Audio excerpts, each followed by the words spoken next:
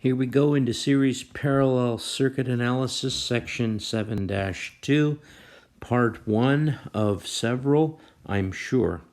If you take a look at the circuit before you up here at the top in green, it's a series parallel circuit. Our goal is to solve all the currents and all the voltages, okay? So what I'm going to do is I'm going to take you through a small journey here. We're going to break the circuit down to here, and then we're going to start rebuilding the circuit from the bottom, moving up. This is going to be our flow. If you want to take a pause on this picture and write it all down, go for it. If you want to write it down as I cover it, go for it. I don't know what will work for you the best, but it is, a big undertaking to get through this, and you'll need to have some sort of organization as we work through it. Okay, so here we go. Back in yellow. Okay. The original circuit has a little cluster off to the side here, and the first thing we want to do is break the circuit down. So what comes out is this battery. It is removed from the circuit and replaced with resistance, and it is an ohm meter that goes in right here in the area shown right here. An ohm meter goes in here, and we put an eyeball on the opposite side looking in to see exactly what we're looking at. Okay, so that being said, what you're looking at is a simple series circuit. Once you get here, this cluster of parallel has been reduced to 250 ohms. You can either do it product over sum, or you can visually do it. Because both resistors are 500 ohms, it breaks down relatively simple. So once that happens, you have a simple series circuit here that further breaks down in drawing 3, and your total resistance has been discovered, 1,250 ohms.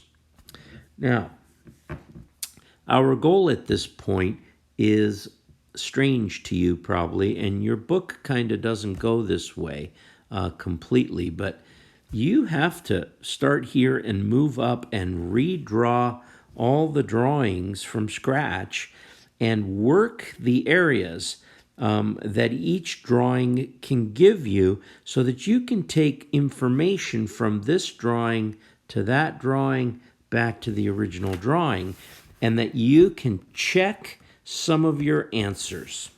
Okay?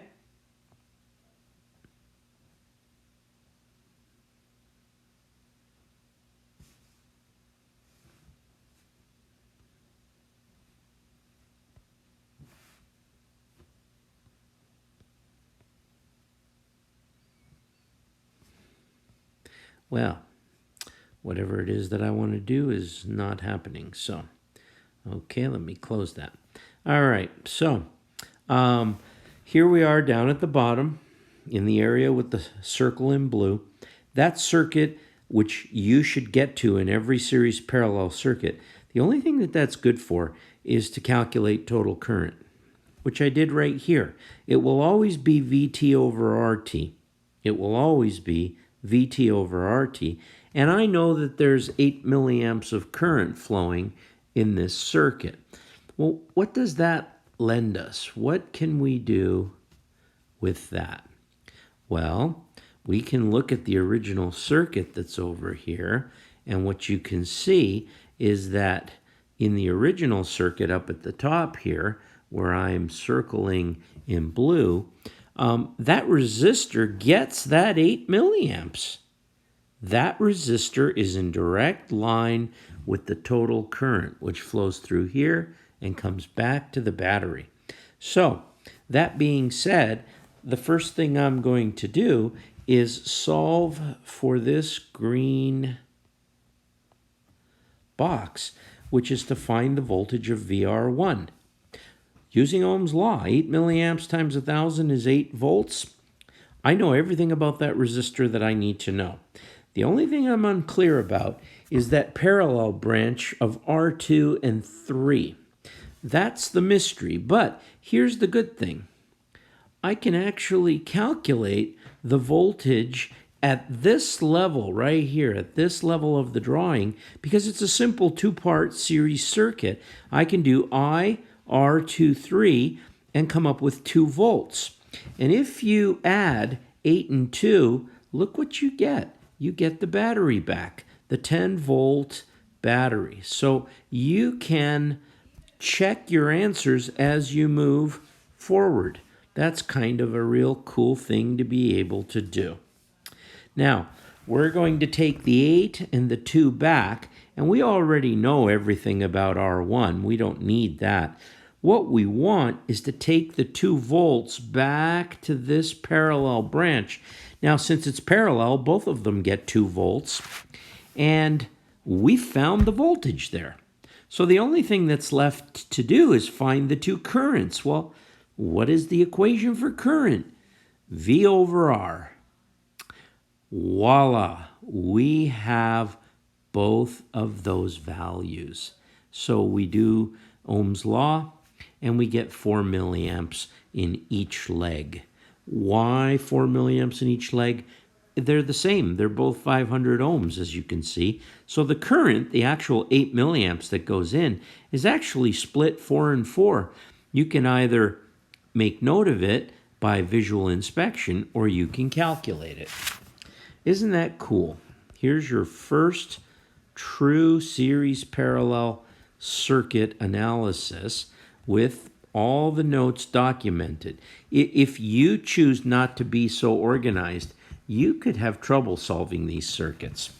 What we discovered in this circuit was that in the 1K there was 8 volts, and in the parallel there was 2 volts, and 8 and 2 is 10.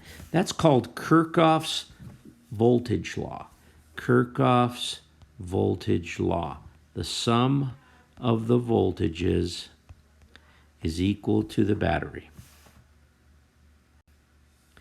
All right, circuit number 2. Let's take a look and see what we can learn about circuit number 2. Here is a circuit that by visual inspection looks like it has a cluster of resistors that are in parallel? I agree, in parallel. Now, of importance is this symbol down here, which we call the ground symbol, when they're trying to save wires, because drawing wires across circuits gets messy. They will quite often put the ground symbols down for you. Now, when I work the problem, I will connect them. But if you should see them in future problems in this book, those points are common points. They're all connected. That's where the signal goes back into the battery, basically, okay? Up through these ground connections, back to the battery. So, the job is to take the parallel cluster, which is located over here, and run a 1 over computation. See, we can't use product over sum. We can't use R2, R1 over R2 plus R1. We can't do that because that formula only works for 2 resistors. So we have to bring the bad boy out, the 3 or more component calculation. And I'm going to warn you, this can be one of your trickiest computations if you're not careful. So what I mean by that is, I highly recommend you solve that little chunk and put it in. And I highly recommend you do this 3 times. Then you add these 3 together to get a total. And then you apply the inversion. If you're really good with your calculator, there's no question you can do it in one step. But your goal will be to try to get this answer. If you can get 2.639, you are probably computing the right way. So go off, give it a shot, see if you can come up with that number, and then we'll move to the next phase of the problem. If you need to, pause the video. Here is that cluster down here in green of 2.639 k ohms. And very quickly, this circuit breaks down into a series circuit. And you can see the red here. This is where the total current flows, which we haven't calculated yet, right? We have not calculated that total current. But down here in this step, we add R234 to R1, and our total circuit resistance is 9.639 k ohms. That immediately allows us to calculate the total current. Are you getting a vibe for these problems? We take them, we break them down, we get a total resistance. We then go, after step one, we go get the total current, and then we see where we are, and we work these problems backwards. So now that we have the total current, we have the current in this series loop. So you look at the series loop and you ask yourself, are any of these resistors the original resistors in the circuit? And to me, the answer is yes. R1 up at the top is part of this original circuit. And he is down here in this area with the total current, which means that we can make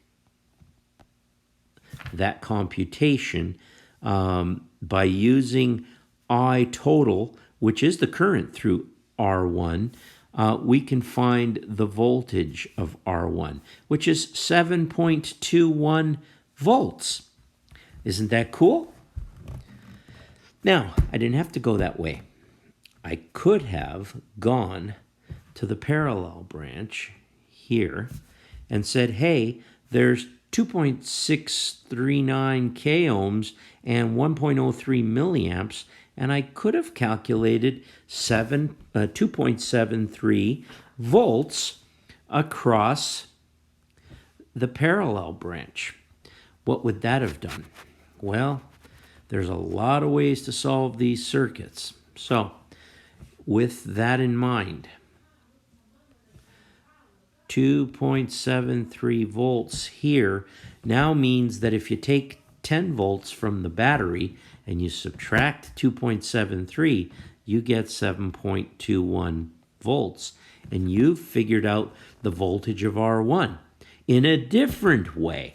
You didn't have to do this yellow circle area. You could have found it using a different technique. What else does this help us with? Well, we can see that all those resistors, since they're in parallel, are 2.73, and that's cool. So 2.73 and 7.21 equal 10 volts. That tells us we did the problem right. Really careful. We have to come back here and find out what the RT was of this resistor, 2.639. Let's go back here.